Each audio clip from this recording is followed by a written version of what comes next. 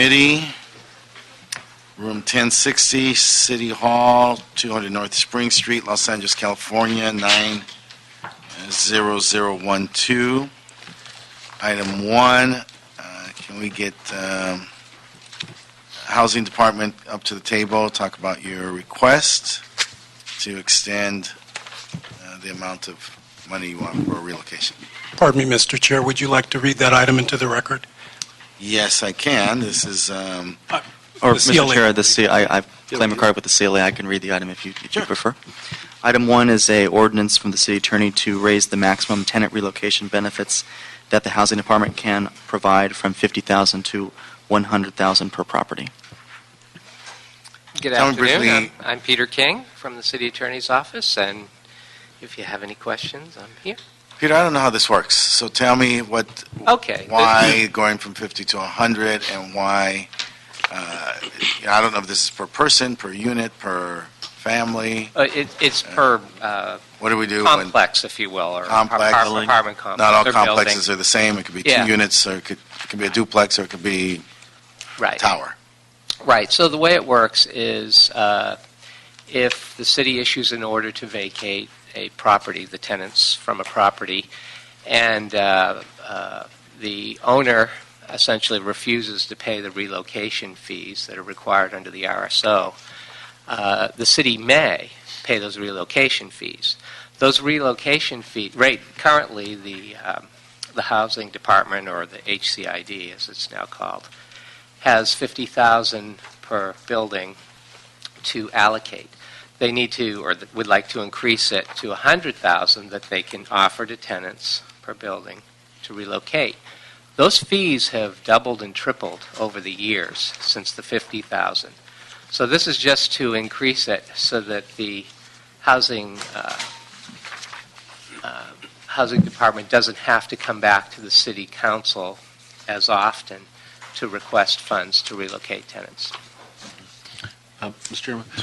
So is this a federal requirement? I mean, is there a minimum? Is 50 the minimum and we're just offering more? Or is 100 the minimum? Or how does that play with the Fed? Well, or does it? I can't speak to how it plays to the Fed, but this is essentially the city's ordinance, 16303 of the municipal code. But this is the city's ordinance that we set in place, and it tracks with state law, which actually, I think it's health and safety. Or state, I meant state, yes, not yeah, federal. it tracks with Right. state law, which authorizes municipalities or local government to offer this. It's offer relocation fees to tenants where the owner has refused. Ultimately, we go after the owners to collect that where they've refused. And so all we're doing is increasing what's already in the municipal code by $50,000 so that the general manager of the housing department does not have to come back as often, because, as I said, those fees have increased exponentially over the years. At one time it was down to $2,500 a unit. Now some of the units, if you're a handicapped or disabled person, you can receive up to $18,300 and change. Mm-hmm. Mr. Fuentes, any inquiries? No, sir. So how many people are we talking about in the city in the year? How much money as an aggregate do we spend on this? Have we spent, and then how much do you anticipate this increase will be? Yeah, I am with the city attorney's office, so I can't speak to that. But not too long ago, we had one building where we came to council and needing $400,000. Mhm. And so, this again, would I help don't in that work for the instance. Housing and Community Investment Department now, but maybe they could speak to that if there's somebody here. Right. So going to 100,000 wouldn't necessarily help you in the instance of the 400,000, because then you'd still have to. Right, you still have to come back. I think it's probably for those mid-size apartment Mr. complexes. Chairman, I think we have someone from Yep. housing who wants this. Please. Why don't you come up? Yeah. We have another chair up there for you.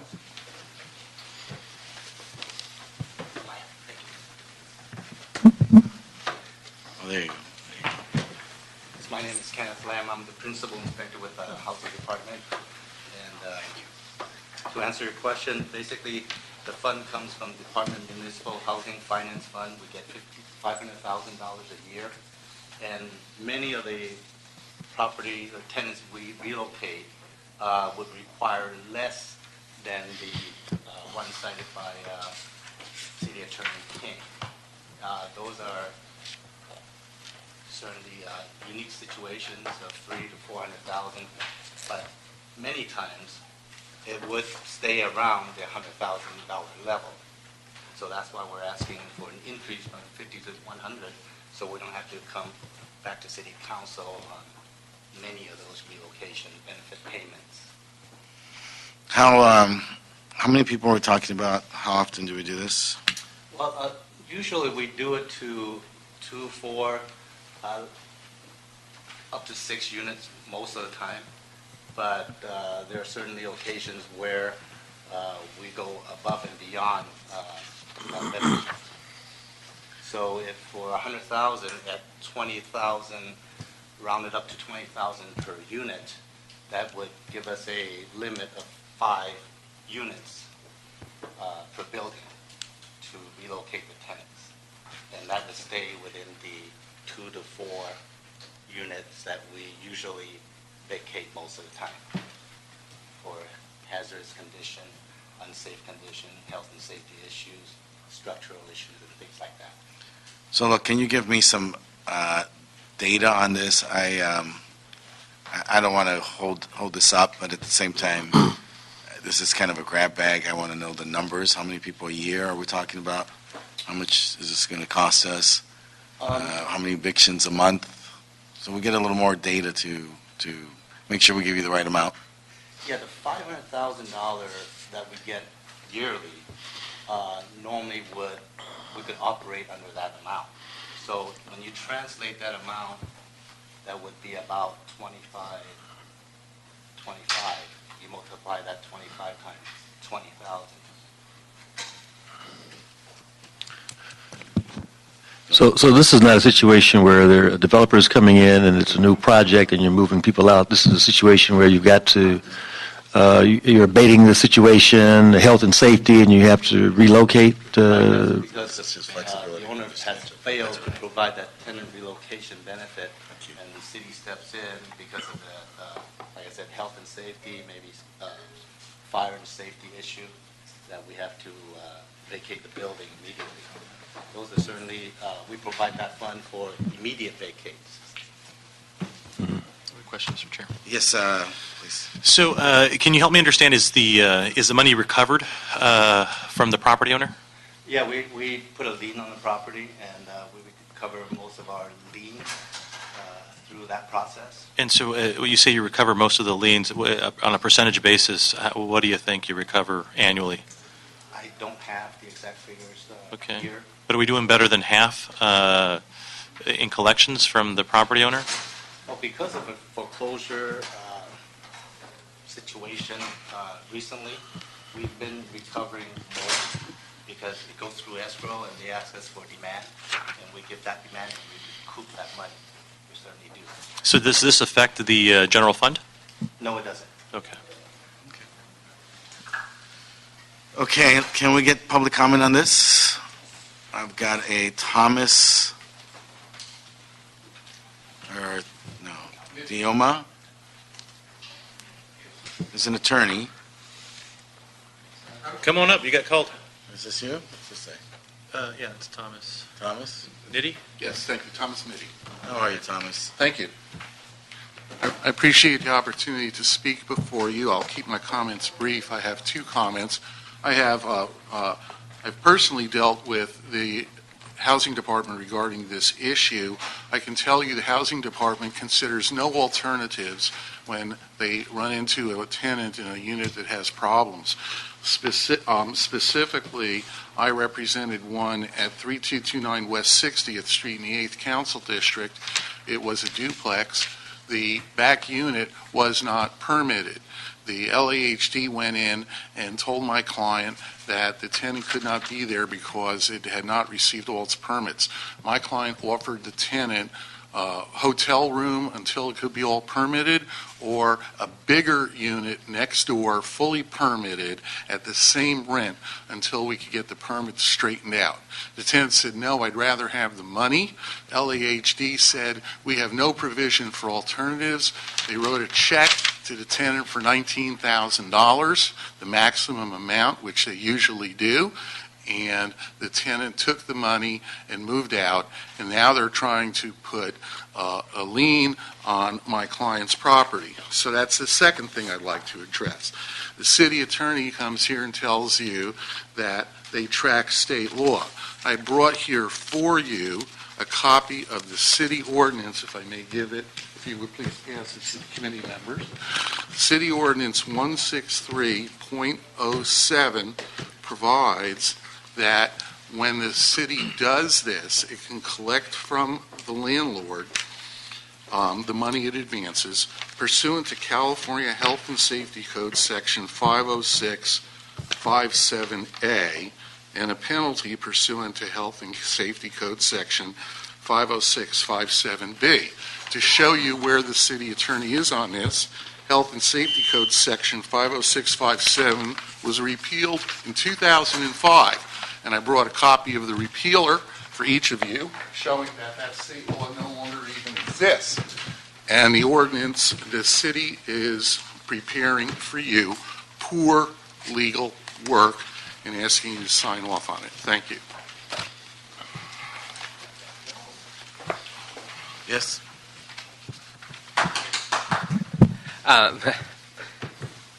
Mr. Nitti has cited a code section that indeed was repealed, but it was replaced with another code section.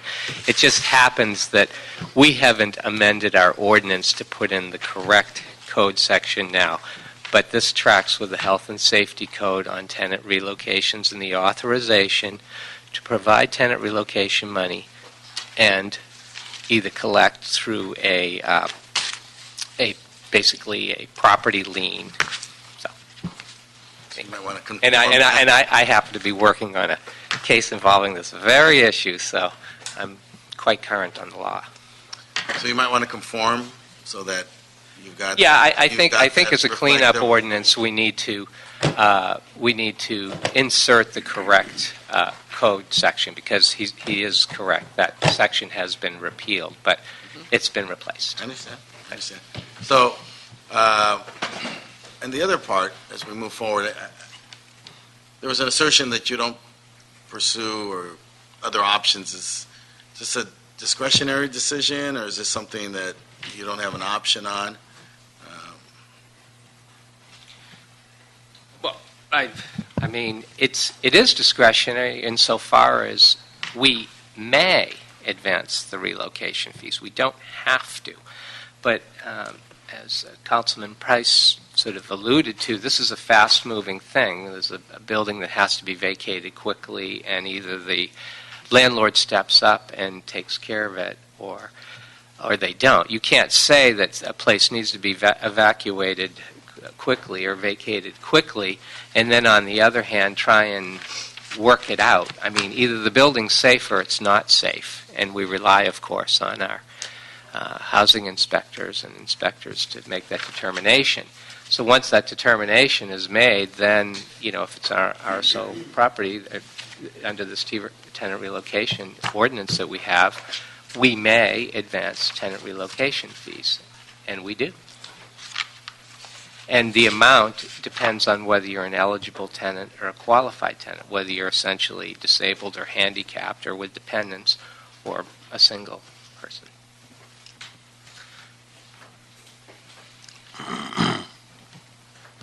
Colleagues? Move the item. Second. Okay. Any other comments? Nope. Move the item. Move, seconded. Any need for roll call? No roll call is necessary. Okay. All right. It's done. Item number 2 is a HCIDLA report and CAO report relative to authorization to execute a third amendment to a contract with Paragon Partners for tenant relocation services.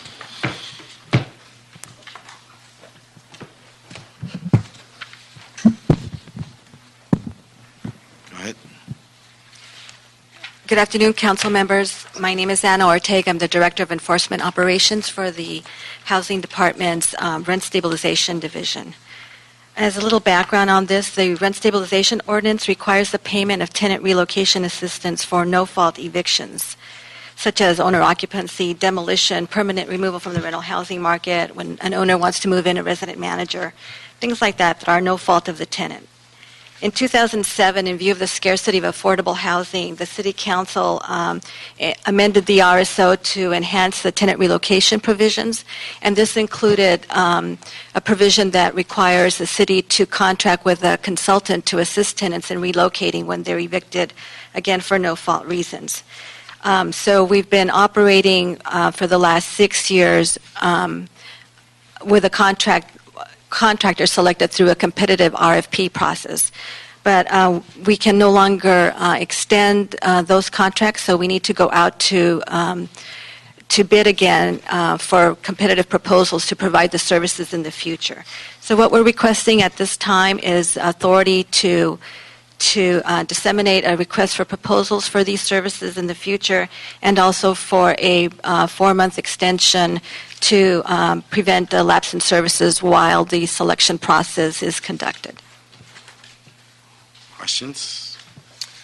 So the question that I've got is why the delay in sort of developing the RFP? So we're going to do an extension, which I support, but help me understand why it is that we weren't more prepared to sort of have the RFP in place so that we can proceed without an extension. Well, we have been working on the request since about March, but it requires approvals at several different places and even outside of our department.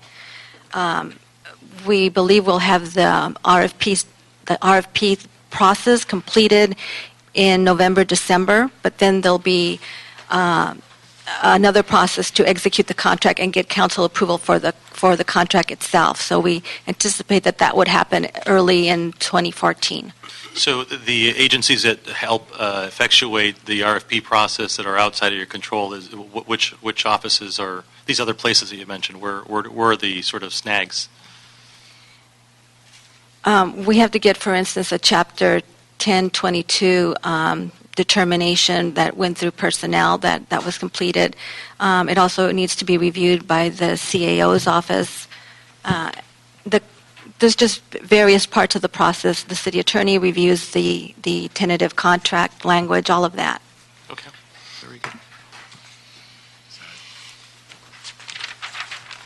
So there's a concern that or tell me then about your RFP process, because what I'm concerned is that we don't do these before we get to the end, and then we're just basically extending the contract, and then we're just awarding it to the next, or to the incumbent.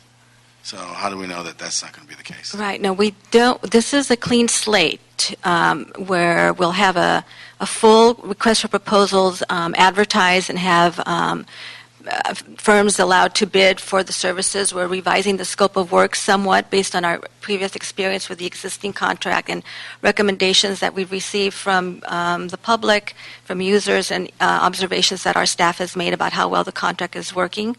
So there's absolutely no guarantee that the existing contractor would get it. We will start all over with the evaluation of the qualifications and a committee to evaluate the proposals, a new bidders conference, the whole thing, and the best firm at the best price will be awarded the contract for the services in the future. Okay, and the timetable on that again is? We anticipate that the RFP process will be completed November, December, assuming that this goes to council next week and we have a favorable approval next week. We are ready to advertise the proposal immediately. So the selection, it takes a while to go through the whole process and get all of the proposals in and rate them and evaluate them. But it should be completed November, December, and then we'll start working on the execution of the contract, which will also take 60 to 90 days, I would anticipate. So when you say execution of the contract, this is with whoever comes in, and then we maintain our relationship with Paragon as a back? We have, if this is approved, well, their contract expires at the December 31st, Right, and the or it's amendment, until April. 30th. So we'll keep them on board until a new contractor is selected, up until April 30th. We're hoping it doesn't take that long, but that's a safe amount of time. Senator? Well, the commentary, and let me apologize in advance. I'm sure that, is there anybody here from Paragon Partners? I don't believe so. I'm sure that they're excellent contractors, but I think the culture, and I don't want to act with prejudice to them, but just the idea that that we can make it work, and it takes 4, 5, 6 months on our part, the city's part, to move things along. I think that's sort of culturally the thing that I'd like to see change a little bit here, and understanding that, there's a lot of constraints with our budget and historically moving things along, but it's just one more sort of feeling that I think people get, that it's okay that we're late because we're the arbiters of the process. And so to the extent that we can start feeling like there's a real need to get these things done in time is the commentary I'm going to make. So I'm sorry that I'm picking on you, but it's just, it seems like since I've been here in the 100 days, we've been approving extensions of contracts and extensions of contracts versus sort of processes that actually work closer to the deadline. So thank you for your patience, and thank Paragon on our behalf for their willingness to work through the extension, but hopefully we can start getting our processes put together sooner, faster, better. So we're happy to do that. How about a move with a report back, though, on progress? You want to report back on progress? That might help. Would that help? Before April 30th of 2014? Yeah, no, progress, report back in 8 weeks, 10 weeks? 10 weeks would probably be completed by then, so that would be a good time. Okay, Great, thank good. you. So, I move it. motion move with that caveat? Okay. Good with that, Senator? Yes. Okay. For clarification, Trina Unzicker with the Office of the CAO, are you moving the departmental transmittal or the CAO report recommendations? Yeah, the CAO with our caveats, too. Okay, thank you. Okay.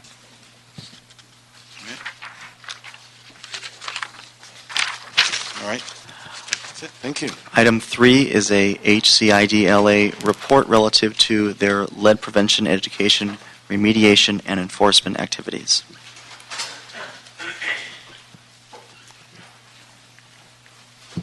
Welcome.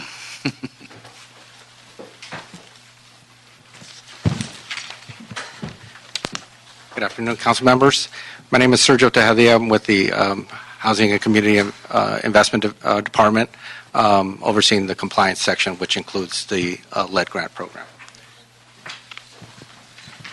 My name is Lisette Romero Martinez, and I'm the program manager for the lead hazard remediation program. We're here to report back on the lead hazard control program. This committee early in the year requested that we come back and report to them on the progress of the program. The Housing Department established the lead remediation program somewhere around 1995. We've received 10 grants from HUD, approximately $33 million. We have actually submitted a written report for you. I'll just highlight the main parts to it. So we have about 10. We've received about 10 grants, $33 million. High exposure to lead can have adverse health effects, including damage to the nervous system and cognitive skills. This is especially hazardous to children under the age of 6, who are most vulnerable to the impacts of high exposure. Pre-1978 housing is presumed to have lead-based paint. Lead-based paint was banned in '78, so anything before that is presumed to have it. Pre-1940 housing has a higher level or higher concentration of lead-based paint. What our program does is it's designed to address these lead hazards in older housing, in housing and households that are occupied by low-income families with young children. We provide grant funds to both owner-occupied homes and rental housing to address lead hazards. Lead hazards will really come around where paint is deteriorating, where along friction and impact areas around the house, and our program really is designed to address those hazards. In addition to that, there's an outreach component to it, where we work with community-based organizations and provide education to landlords and tenants on the impact of lead-based paint, as well as safe work practices. To date, with the grants, we've completed about 1,861 units with our grant program. We've also worked at developing a workforce by getting contractors, workers certified to do lead abatement work. So we've established a good workforce and provided training to about 150 contractors and community workers, tenants as well. And we also have developed and worked with our code enforcement unit and the community-based organizations to really provide, again, information to tenants and landlords as they are fixing their properties for SCEP purposes or to comply with SCEP.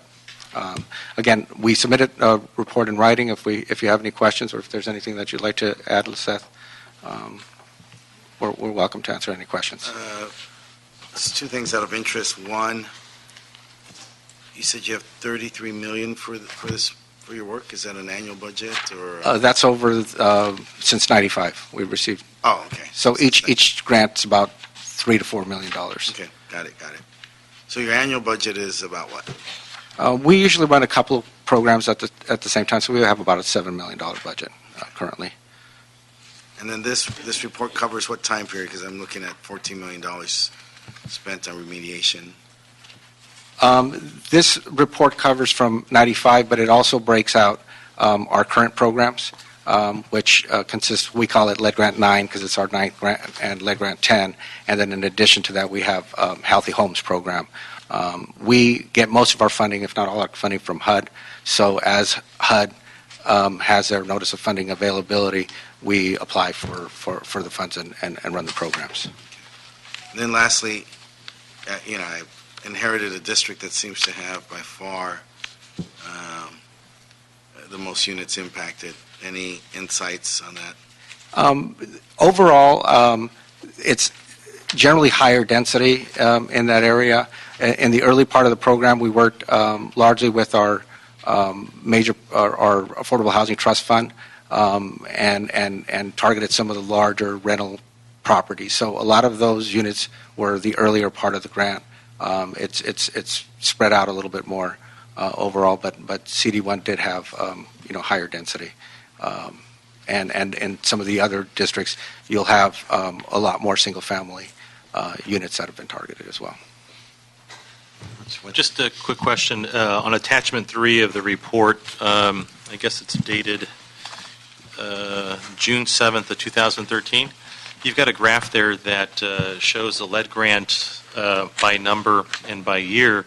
And in 2012, grant number 10 appears to have been about $3 million, yet the units that were made lead safe, both combo and I guess single-family detached, is this an incomplete sort of inventory of what was done in 2012? Because it seems like we didn't get very much done in 12. Correct. Sorry. Okay, I was saying that is the date that the grant was awarded, and it's an ongoing grant. So this is not a cumulative total for the units remediated with this particular grant? That's correct. Okay, got it. So it's probably going to be more than the 53 that are listed here. It's going to be in the hundreds. Yes, we're projecting, what's the projection? 250 units on that one. Okay, very good. Thank you. With CD1, if CD1 has the highest, looks like CD2 is right behind in terms of the highest concentration, certainly of pre-1940 housing in the city, certainly with that density as well. Could you be a little more specific in terms of what kind of outreach do you do to landlords, property owners? How do we, inform not just property owners but tenants, but what their rights are and what they should expect and what resources are at their disposal to address this issue? So in regards to the landlords, we actually attend the apartment associations meetings, and we inform them about this funding and how it's actually a grant and they don't have to pay it back. One thing that we do inform them is that they can't sell the property for 3 years, and that's stated in our grant agreement. And the reason for that is we want these kids to grow in these units that we made like safe. The other thing we have in our grant agreement is that in case a vacancy comes on board, they will have to rent it to a family with children. So that's one of the first things that we do. And then we inform them about, let's say, 4 practices and what to do, and now with the new rulings. Our grant also pays for training, and so we offer that as well for them. In regards to the tenants, we actually contract out with nonprofits, and they go door to door many times, and they actually target child care providers, elementary schools, and preschools to let them know about this program. And the areas that we chose were the highest concentration of pre-1978 units and the ones that had children in those areas. And in those areas we have Council District 1, 4, 6 and 7, 8, 9, and 13 and 14. And we have nonprofits working in those areas. So there is a contract with 6 community-based organizations that they do a lot of outreach, again, with tenants, landlords. They also attend community fairs to provide this information. And get this information. So they're evaluated on how many properties they identify, how many units get remediated, or how do you know if they're doing what they should be doing? We have different benchmarks for them. So their grant agreement has, let's say, door-to-door. They have to do this many door-to-door, and every invoices they have to provide all the backup that they actually went to that. And they also get actually the systematic code enforcement list, so they can go out prior to the SCEP inspection takes place, so to inform the tenants in case there's any unsafe work practices going on, who to call and how to report that. And we have prevented a lot of lead poisoning that way as well. And what can the council offices do to help you in that effort? It would be wonderful if your field deputies will know about the program, and when they're going out to the community, let them know about this program. At one point, I was outreaching to the neighborhood watches when I first came on board, and then the other thing I was doing was going to like Pacoima and Panorama Cities neighborhood councils. I was doing those as well. Again, this working for the city, you're not allowed to work overtime and all those things. So we actually outreach to the CVOs to help us with those. But within your council districts, that would be wonderful if we can have the field reps actually learn about the program and be able to let. Right. Well, since we have a new group of council Correct. members now, I think it would be appropriate that you reached out to these offices and alert them what's available, what's possible, how it works. Come visit us. Yeah, We'll do that. We'll do that. absolutely. Okay. Good. Yep. Receive and file. Thank you. I think the next item is also relating to our unit, so we'll stay up here if there's any questions. Yes, item 4 is a HCIDLA and CO report relative to the continued operation of the HUD lead hazard reduction demonstration grant, Healthy Homes Production Grant through FY 13-14, the execution of a contract amendment with Healthy Homes Production Program contractors, the application for HUD's FY 2014 NOFA, execution of a professional services contract. Okay.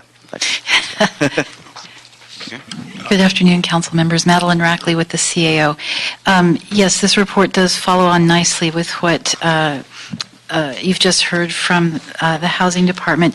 This report requests 4 different things, but they're interrelated. The first one is about the lead hazard remediation program, the funding that we were just talking about for lead grants 9 and 10, LG 9 and 10.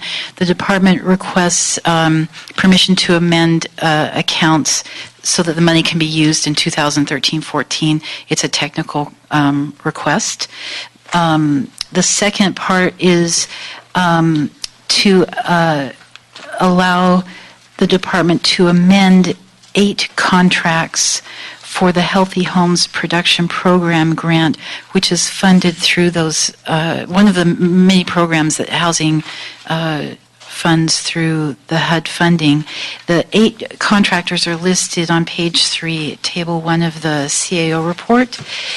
If you approve the amendments, the grant, the contract total amount will be increased by $143,200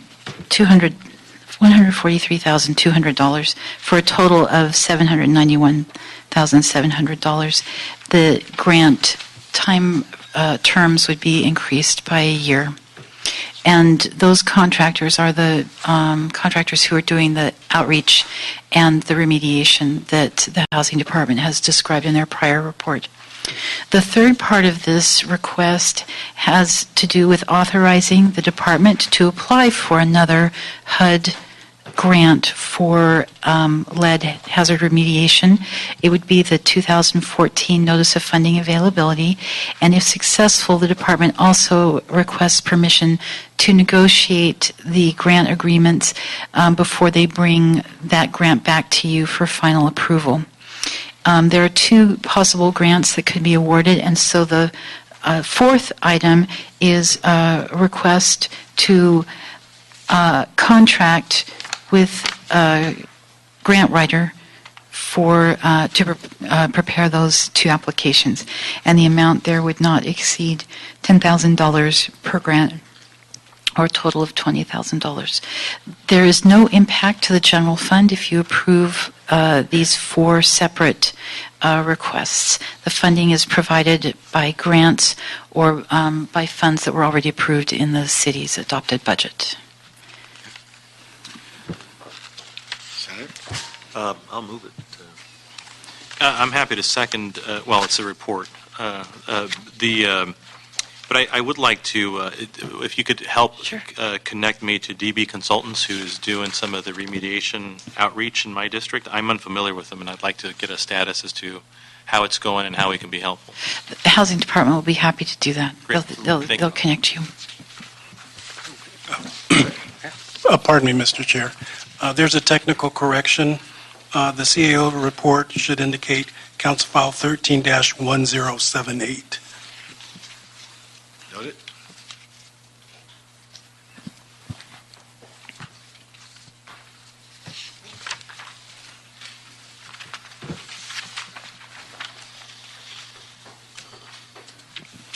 Okay, Mr. Chair, we've completed the regular agenda. Now we would... We also have 4 comment cards for general comment. Thank you.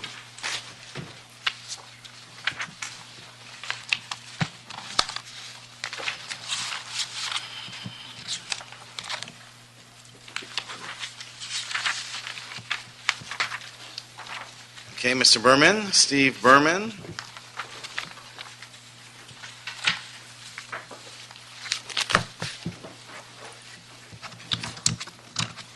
Hi, good afternoon. My name is Stephen Berman.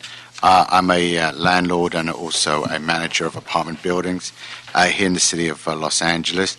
And I wanted to come and speak today in reference to the outreach contract program that's through the Housing Department. I think we've got a situation where landlord's voice is really not being heard right now. And I think it's imperative that when the next round of contracts start to come out, that it's a more evenly based situation where we have an equal number of contracts going to tenant rights advocates as well as to landlord right advocates. I think we've got a situation where landlord's voice right now just really not being heard, and they don't know how to deal with the Housing Department. I know that I've worked over the years with different housing inspectors, and once they actually hear from the landlord and hear what their perspective is coming from, it seems like doors seem to open up. Things seem to get done. Right now, there really isn't a process in place where the Housing Department, they get to hear from the tenant, and quite rightly so. They should hear from the tenant.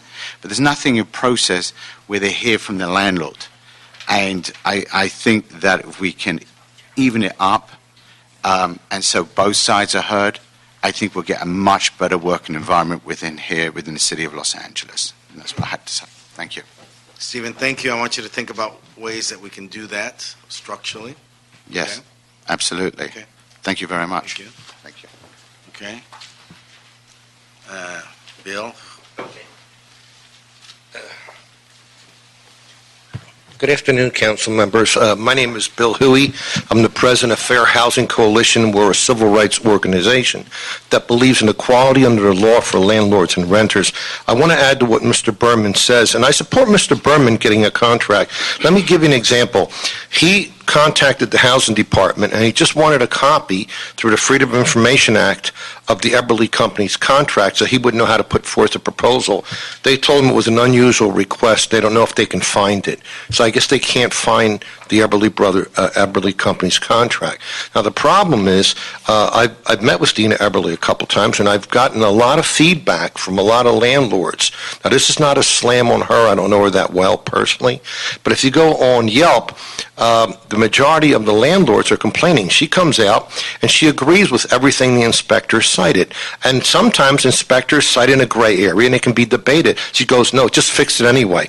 In my building, where it's a one-bedroom apartment, the inspector said I need a fire alarm in the living room, even though I had one in the bedroom and the kitchen, because the living room was also being used as a bedroom, which is a violation of state law. So instead of the housing saying to the tenant, you can't have 9 people living in one bedroom, she says, no, just go out and buy a fire alarm, and have it installed. So she's more of a tenants' rights advocate, and the reality is the whole housing department is a tenants' right advocate. If you call the RAC or if you go to a general manager's hearing, everything is about the tenants. I'm not slamming tenants. Most tenants are good people. But here's the solution. The housing department cannot be awarding the contract to the landlord rights advocate, because then you're biting the hand that feeds you if you stand up. This body here should award the contract. Mr. Berman would be an excellent contractor to help because he understands both sides of the issue. You got to take that away from the housing department. The whole housing department is one-sided. You got 4 organizations outside the housing department working for tenants' rights, and you got one who agrees with all the inspectors, allegedly being our advocate. It's really slanted, and you got to fix that. Here's the printout from Yelp, and here's the letter from the housing department saying they can't find the contract, and that's something that should be looked at right away. Thank you, Bill. Thank you. Thank you very much. Mr. Nitz, was that it? Thomas? Yes. I didn't get your last name again. Yeah, Nitty. Nitty. Yes, thank you, Nitty. I'm here representing Mr. Balu Patel, who's sitting behind me here. Mr. Patel, could raise your hand. Mr. Patel owns the property at 718 South Union in Los Angeles. It's a 60-unit building. The building was put in REAP. Building. Excuse me? What's the name? The name of it? 718 South Union. Is there a name? It's got 60 units. Does the building carry a name? The building. Stewart Hotel. Thank you. Okay. Let me change my glasses here. Thank you. It's a 65-unit building. I'm sorry. It was put into REAP, and all of his rents were confiscated on April 1st. Now, he was put into REAP because he did not appeal the REAP notice in time. He didn't appeal the REAP notice in time because he received it from the Housing Department one day after the appeal deadline had passed. The Housing Department would not hear a late appeal. The reason he received it late, because there was a 1-digit error in his zip code, and the post office delivered it late. Now, to anticipate your question about what is wrong with the building, the central heater needs replacement. The new heater is sitting in the basement waiting to be installed. It cannot be installed for 2 reasons. The first reason, Ordinance 152.04 requires a 60-day waiting period to install a heater pursuant to a tenant habitability plan.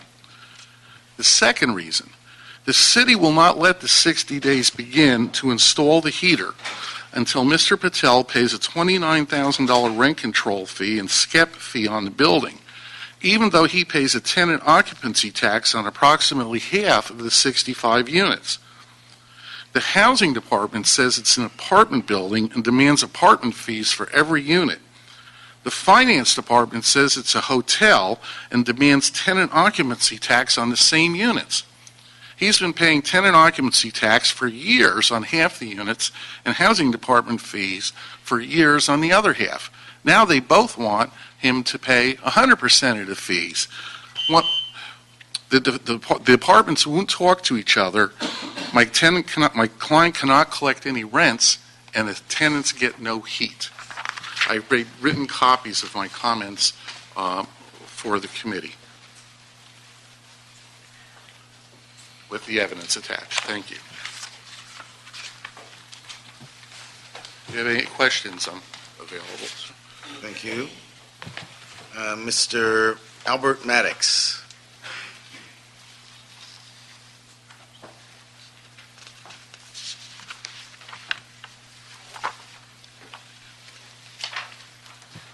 How are you, sir? Good afternoon. Albert Maddox speaking. I'm a landlord. Family's been in the business for over 80 years. I don't have a property in REAP. I don't have any deficiencies, you might say.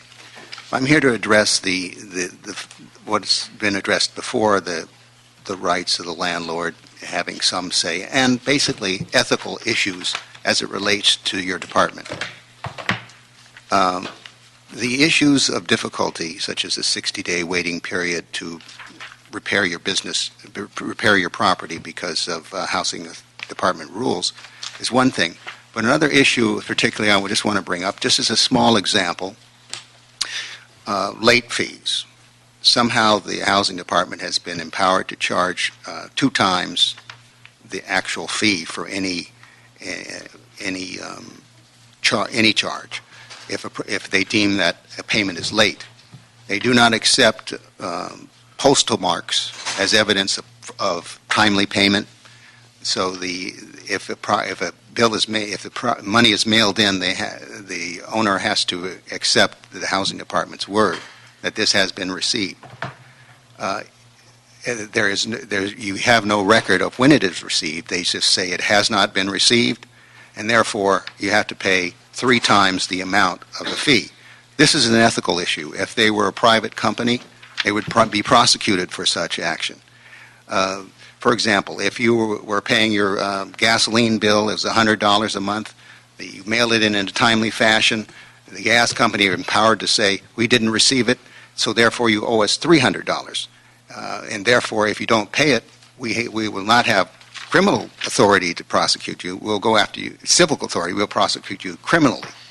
These are items that need to be looked at as far as tilting the view of the housing department toward fairness. This is all I want to say. Thank you. Okay.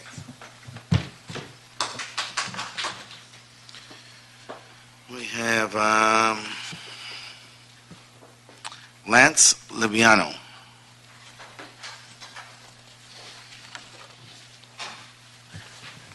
Good afternoon, gentlemen. My name is Lance Libiano. I'm a housing provider. I'm Council District 15.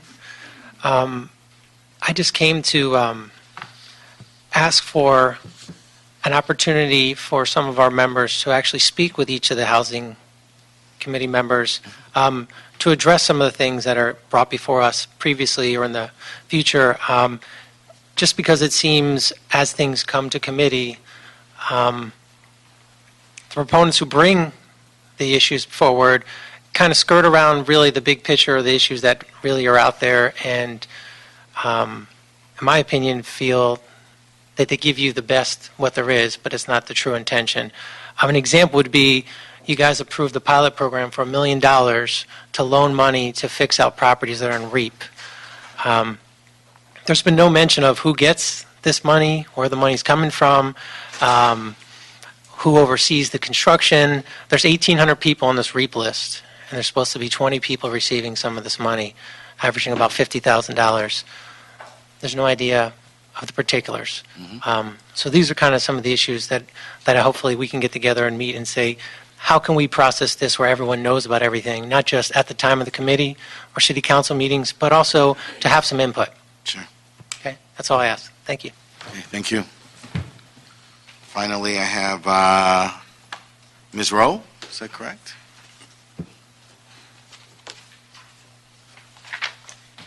Good afternoon. I want to express condolences to the loss of your dad. Thank Sorry you to hear so that. much. I'm also a housing provider. I was born and raised in the city. I went to LA High, UCLA undergrad, Western U graduate, and I worked hard to purchase my property. And there isn't enough fairness when it comes to property owners. We are housing providers. There are 30,000 homeless people in this city alone, many of who are veterans, and they need a place to live. But with the stress that property owners are under, unfair stress, we don't like slumlords either. I have now taken my units off the market. As they become vacant, I'm not going to rent them. It's too stressful. I'm afraid of what I have to deal with unfair housing practices. And I have a passion for homeless people. But I lost $10,000 on a unit that I rented to a vet a few years ago. I lowered the rent because he was a vet, because we don't do enough for vets in this country. I lowered the rent to make it more affordable. I never raised their rent in the 3 years that they stayed there. They bought a Mercedes 7 months prior and they stopped paying their rent. And they get to go to legal aid, who has attorneys who have them lie and say things like, you don't pay your RSO fees. It's a record that I pay my RSO fees. They call the housing department and say that I have electrical wiring that's illegal. The housing department comes down and says there are no violations. They call the fire department and tell them that I'm storing illegal material. The fire department comes down and says there is no violation here, but I have no recourse but to evict them, which costs me $5,000 and loss of rent. It's unfair. The practices that go on in the housing department are abusive, and all we're asking is to be treated fairly. That's all. We're housing providers. We're here to help you solve the housing issue in Los Angeles. This is a great city. Yes. We need to work together, and we have ideas by which to do that. But when I lose $10,000 for a tenant that I've tried to help, I'm done. I will remove my units from the market. I will use them as storage. I get better peace of mind by not being a housing provider. So we're asking you guys to come to the table with us so that we can sit down and solve these issues and make this place. I love my tenants that pay their rent on time. I do what I'm supposed to do. I get their issues fixed immediately. We need your help. We need your assistance. That's it. Thank you. Thank you. Okay. That concludes all the business for this regular meeting. Item 5 on the special meeting is a verbal discussion with the Housing Authority of the City of Los Angeles on the impact of the government shutdown on Section 8 housing, the impact it may pose on low-income households from paying their rent, any threat of possible eviction, and related matters. Good afternoon, council members. My name is Doug Guthrie. I'm the president and CEO of the Housing Authority for the City of Los Angeles. Before going into some of the immediate urgencies that we have with the federal shutdown, I think it would be appropriate to give a little bit of background of the impacts that we've had with our budget over the last year and where things stand at this current point in time. I think, as most of you are aware, we serve nearly 150,000 residents of the City of Los Angeles. That's primarily done through our Section 8 housing programs, where we have a variety of different programs that we use there. We have 55,000 units that we administer directly under Section 8 programs. We also happen to do contract management with HUD for an additional 48,000 units in Southern California, 15,000 of those units which serve residents of the City of Los Angeles. In addition to that, we have another 10,000 housing units, primarily public housing units, that we own directly and we manage directly. So we are a big provider of affordable housing in Los Angeles. And what has been occurring in this past year, for the current year that we're in, we faced tremendous reductions in our budget, primarily due to the continuing resolution that was approved by Congress last spring, along with sequestration, which overlaid that continuing resolution. So we lost a total of just over $46 million in our annual budget that we had to absorb. Now, in order to absorb that, we needed to take a number of steps, and many of these were required by HUD. First of all, we had to use the balance of our restricted reserves for Section 8 payments, which was $27 million. I'm sorry, how many? $27 million, which at one time those reserves were $75 million. At the end of this calendar year, those reserves will be down to zero. In addition to that, we we have received approval for a one-time set-aside payment to fill some of those losses of just over $9 million from HUD, which will be applied to our monthly payments. And then finally, we can no longer turn over our Section 8 units as they come back to us through normal turnover. We usually have a turnover of 150 to 108 Section 8 units every month, which we would then put back into the marketplace. As of right now, we're prohibited from doing that effective May 1st, so we would expect to lose approximately 1,000 Section 8 units by the end of this calendar year. So this is probably the most serious situation the Housing Authority has ever had to face. It's really the first time that actual Section 8 payments have been reduced. In addition to that, of course, for the last few years, we've been significantly underfunded on the operational side. We're currently receiving an all-time low of just 69% of our administrative fee to run the Section 8 program. And the public housing program is at its lowest funding ever on the operational side. We're currently at 82% of the fee we're supposed to be receiving. So we've already faced a lot of turmoil. For a number of years, in particular this year has been probably the most difficult any public housing authority in the country, or all public housing authorities in the countries have had to face.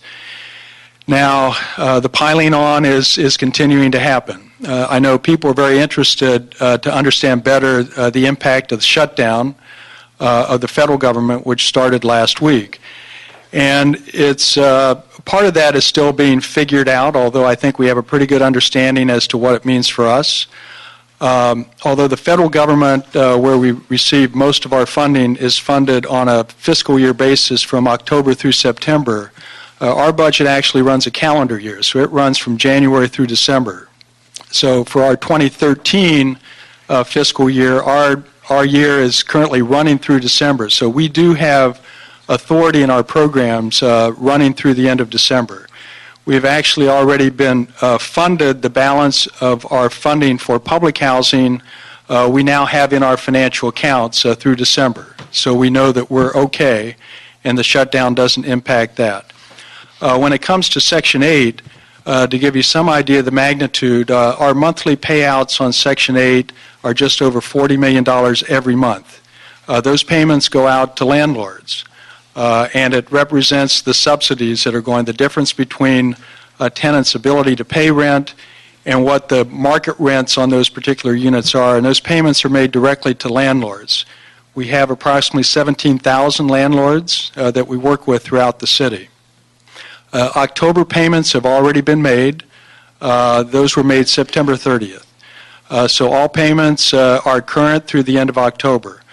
I know there have been some concerns that have been made, as well as some comments in recent press articles of concern as to whether or not November payments would be made. I think HUD early on raised the specter of that concern.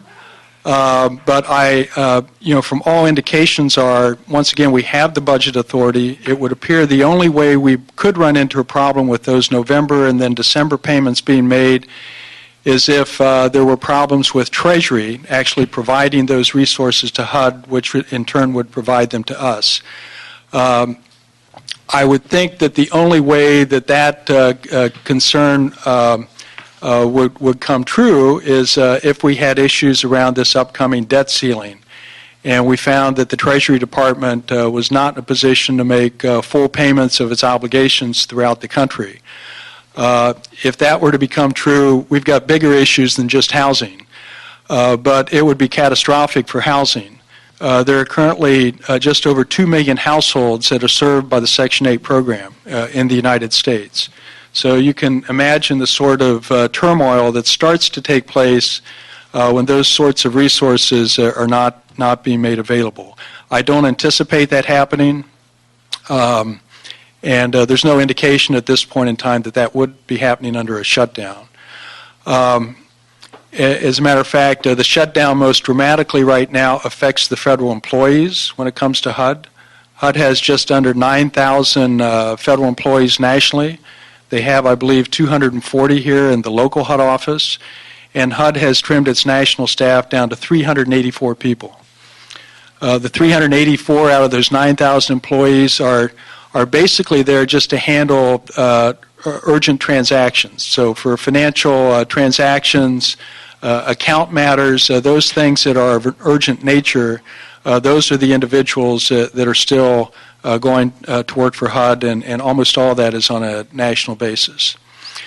I'm more deeply concerned, if you would, about what we're looking at for our future budget, because the only discussion on the table right now has been yet another continuing resolution, which already significantly underfunds us, and then a continuation of sequestration, which makes matters even worse once again. Our early estimates are that that would result in a loss of over $17 million for 2014 in our Section 8 program.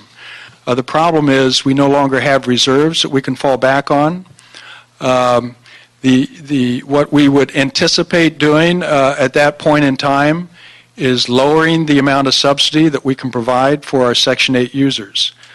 Right now, that subsidy is pegged to what is the fair market rents for the area, and what we would have to do, and we would need to get waivers from HUD to do this, is to reduce that voucher payment standard. And what we're looking at right now is to reduce it right around to 95% of the fair market rents. But effectively, what that means is we're reducing the subsidy. The impact that has is that either the tenants have to pay for that amount of the reduction, the landlord has to reduce the rent by that amount, or the tenant has to move out of that unit to look for a housing unit that has lower rents, which in this environment is terribly difficult to do. So if that sort of budget and sequestration plays out, or even worse, clearly, relatively soon in 2014, we would start seeing some significant impact upon the users of the Section 8 program here in Los Angeles. So I think that hopefully that gives you some sort of sense as to how we're viewing the current budget situation. We've been working in this past year, especially we work very closely with the housing advocacy groups to call them in, to meet with them, to tell them what we know when we know it in this very fluid situation. We've done the same with the apartment owners. As I said, we have nearly 17,000 landlords that we deal with. So we're trying to keep people apprised on the one hand. On the other hand, it's very fluid. It's very difficult for us to plan on a going forward basis. As a matter of fact, we intend to be taking a budget to our Board of Commissioners here the end of October, yet we're not quite sure what that number is going to be and what the impact on us is. So it's a pretty challenging situation. Okay. Mr. Fuentes.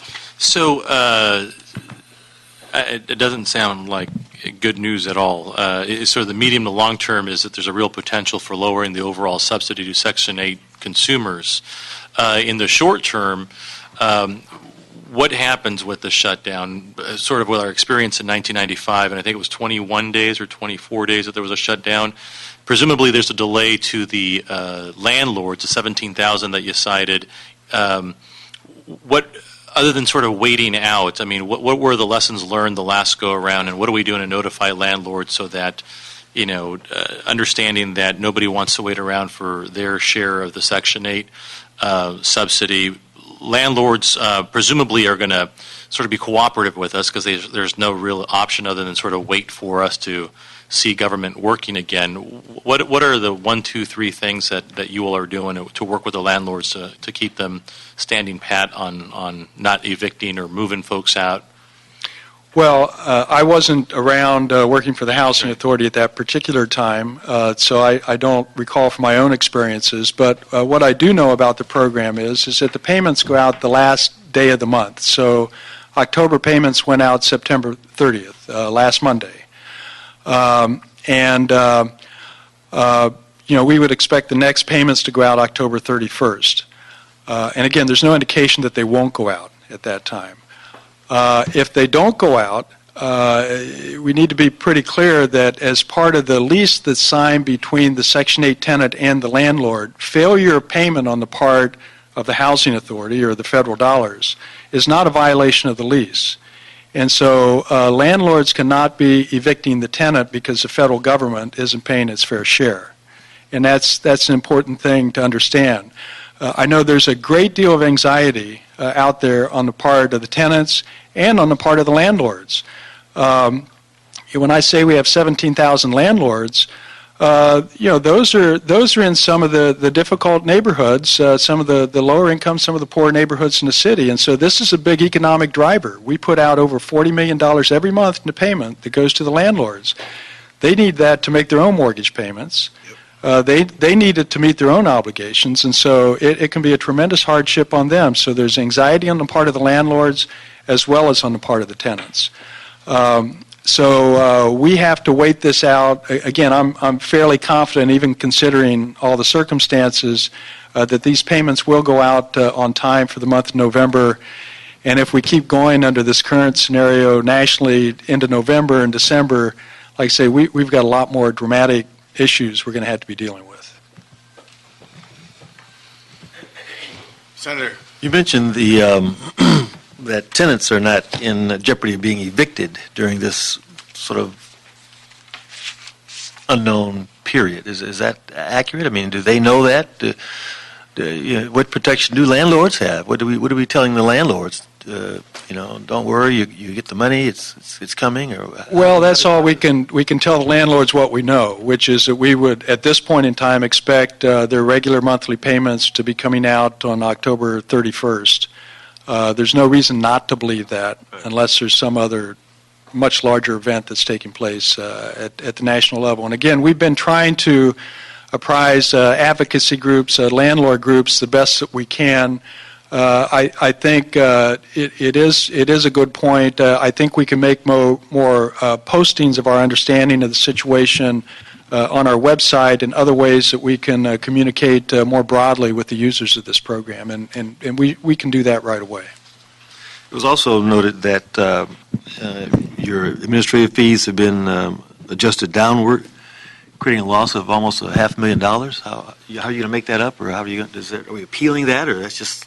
Well, that's kind of the reality, and actually the loss of our overall operational fees for this year went down $7.9 million. And so we've been trimming our operational costs wherever we can, including we lost a total of 65 position authorities through early retirement incentives, through a small number of layoffs, which is really our last resort, and through making other trimmings in our budget. But this has been a cycle that's been going on now for the last 4 to 5 years. Our overall staffing now is down below 700 staff at the Housing Authority. At one time, it was well above 1,000 just a few years ago. So we've been taking some pretty significant hits on the operational side. So this downward adjustment is from the city or from the feds? Well, no, this is from the feds. I would say probably 95% of our total budget is coming from the federal government. We don't receive any funds from the city directly out of its general fund at all. We're not a city agency. We're a state chartered agency. We do have some real estate assets that generate a small amount of income, which goes right back into supportive programs for our residents. I'm interested in your outreach, how we're going to inform people. There's tremendous anxiety that's out there. It's looming, this shutdown. So how do we make sure that we communicate to landlords and to tenants that, as you said, the failure of the government to take action is not cause or a failure on their part? How do we make sure that that's out there? Second part is when you said payments come at the end of the month, and then that's payment for going forward? Going forward for the next month. So our October payments went out September 30th. Right.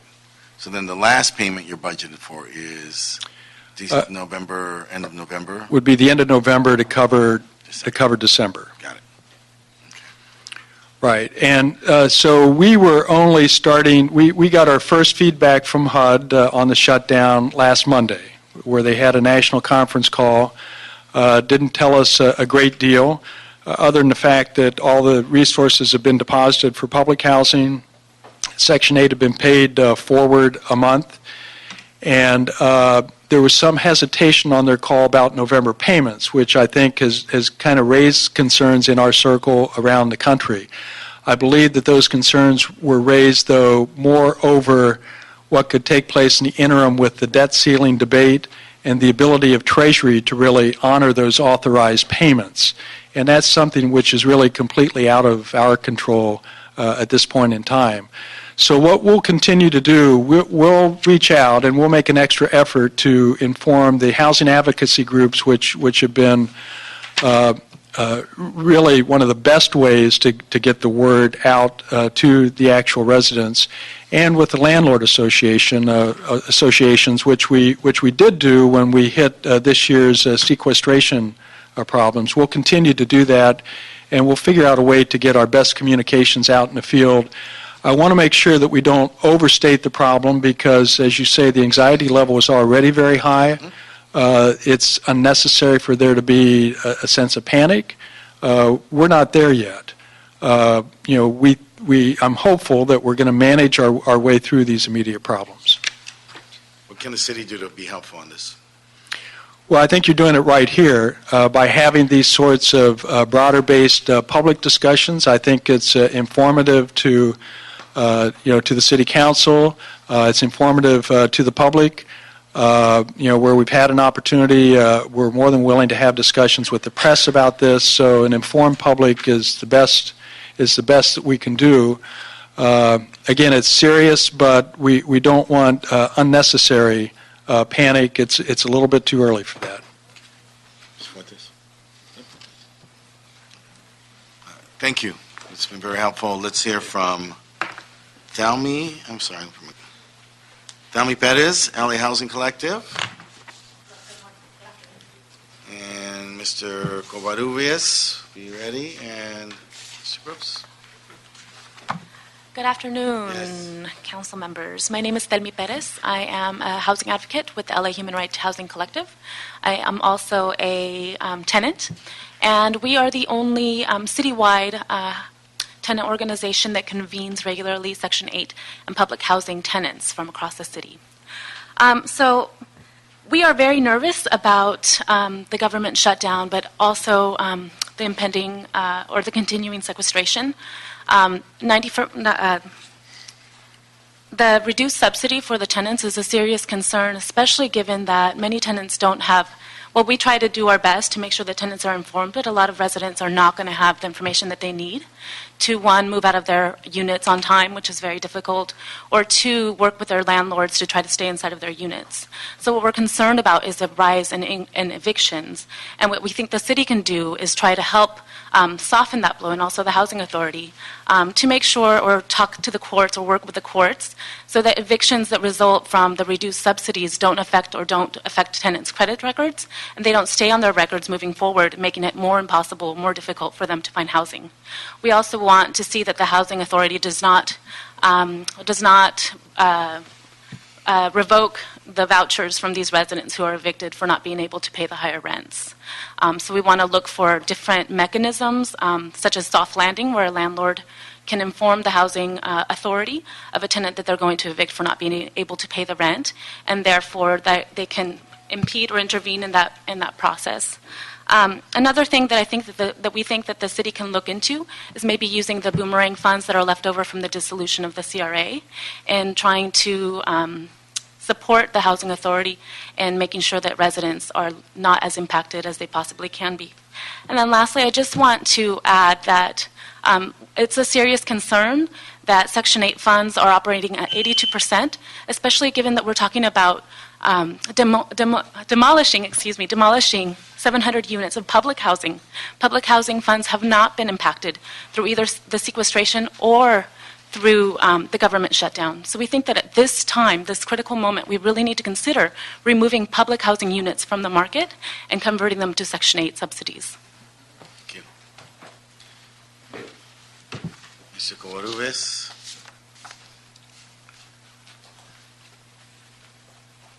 Hello, council members. My name is Francisco Varrubias. I'm the director of tenant organizing at Inner City Law Center, a nonprofit public interest law center housed in Skid Row. We provide outreach, education, organizing, and legal services to tenants across Los Angeles. I don't want to add any more anxiety, as Mr. Guthrie mentioned, but we do want to tell you a little bit more about some of the concerns that we have for tenants in the city of Los Angeles. With over 2 million families living in Section 8 housing, we are scared of the evictions that will occur. Tenants cannot be evicted if the government stops paying their part of the rent, as long as the tenant is paying their part of the rent or their percentage. However, not many tenants know that they have protections under the Los Angeles Rent Stabilization Ordinance or other state or federal housing rights. Our organization will go out and continue to do education and outreach to these tenants. However, many of them we will not get to. Also, as landlords stop receiving their subsidies for the housing, they will stop making repairs, and so a lot of the conditions will continue to deteriorate in these housings, and so we can see an effect on the health of the tenants living in the housing. We can go out and let them know how to make complaints. However, like I've mentioned, we don't have the capacity to reach everyone in the city of Los Angeles. Finally, the shutdown and the sequestration undermines the Section 8 voucher. A lot of landlords and apartment owners will not want to participate in this program, will pull out, and so these are our concerns for the Section 8 housing that we have in Los Angeles. Thank you. How can the city help? I think the housing department does a great job, and the LARSO is a great tool that tenants have to protect their rights. I think your staff and any other city staff can make sure that whenever tenants come make complaints or have issues with their housing, that they give them information on the Los Angeles Rent Stabilization Ordinance and their rights against an eviction. Thank you.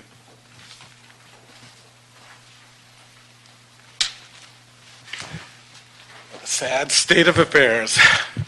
My name's Larry Gross. I'm with the Coalition for Economic Survival. We're also contracted by HUD to do tenant outreach to preserve HUD-subsidized housing.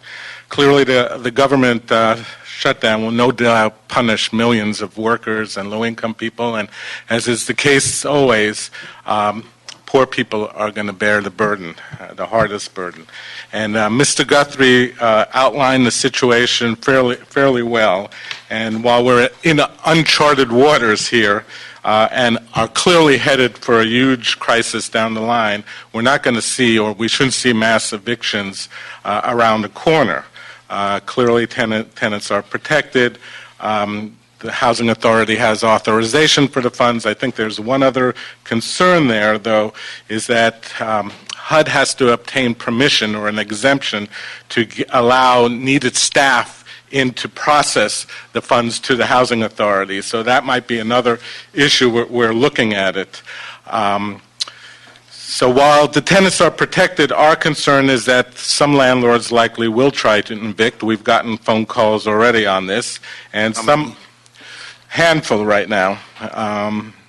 So that's the good news. But, some might succeed. So you have landlords trying to evict even though they're getting paid. They're using this as, well, we have one building you might have seen in the Daily News the other day. The landlord there has been trying to clear that building of Section 8 tenants for some time, and our fear is that this might allow them to go forth, or if tenants don't know what their rights are. And I think that's been the echo here today is the real issue we have to make sure is that tenants know they have those protections, and we all need to work together. You ask what the city should do. Well, it's not just the Housing Authority that has this responsibility. All of your offices and field staff need to get the word out. If calls come in, you need to direct tenants to one of the legal services or tenants' rights organizations like ours to make sure that we get that word out and tenants know what their rights are. Otherwise, it's likely we are going to see some needless and unjust evictions. So together, hopefully, we can deal with this crisis and prepare ourselves for the crises that are ahead of us, which may be far worse. Thank you. Okay, thank you. Chancellor Al-Mansour.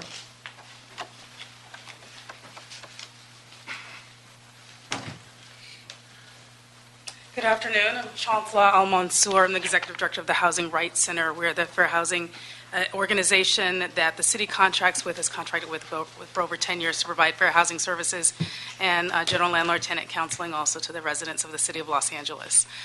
Before I came here today, I did look through our intakes to see if we've received a lot of calls from tenants and from landlords as well.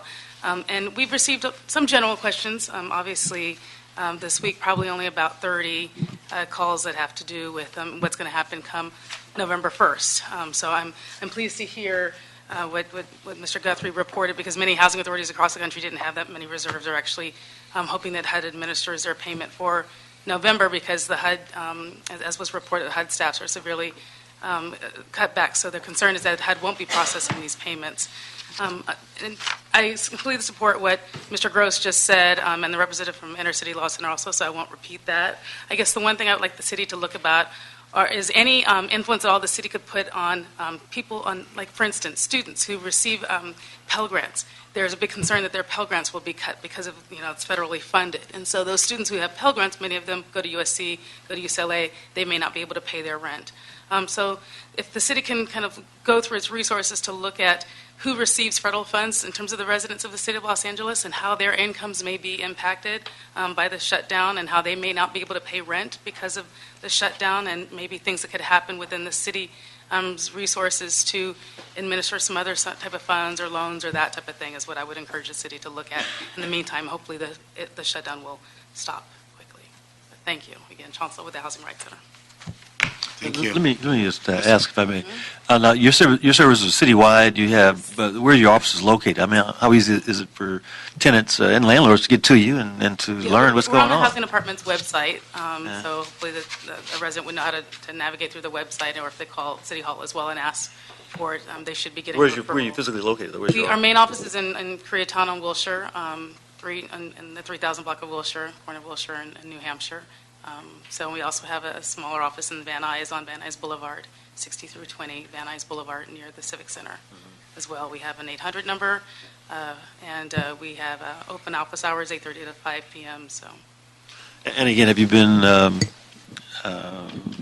recently been in touch with council offices so that staff is aware of the services you provide and how you can assist landlords and tenants, I presume, right? Yes, I do not on this particular issue of the shutdown and the rent payments fund, but we do, yes.